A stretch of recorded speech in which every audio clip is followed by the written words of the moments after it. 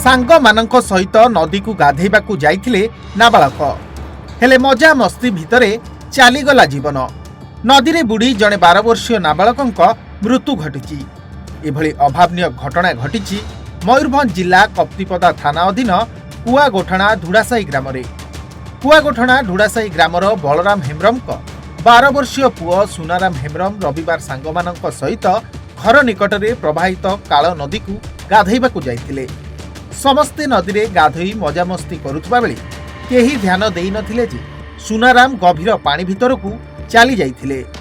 किछि समय परे सांगमाने गाधोई सारी घर को फेरी आसिथिले, हेले सुनाराम घर को फेरी नथिबारु परिवार लोकंक मनरे चिंता बढ़िथिला।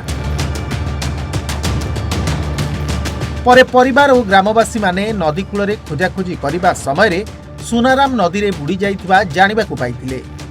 तेबे तुरंत स्थानीय लोकंक सहयोग रे तांकू नदी रु उद्धार करा जाई कप्तिपदा मेडिकल को निया जाइथिला, किंतु सेठारे डाक्टर सुनाराम को मृत घोषणा करथिले।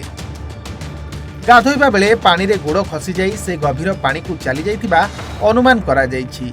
घटनार खबर पाई कप्तिपदा पुलिस मेडिकल ले पहुंची मृतदेह जबत करिछि एवं घटनार तदंत आरंभ करिछि। एही घटना परे समग्र ग्राम रे शोकर छाया खेली जाइछि। उदलारू श्वेतसुंदर मलिक रिपोर्ट, ओडिशा भास्कर।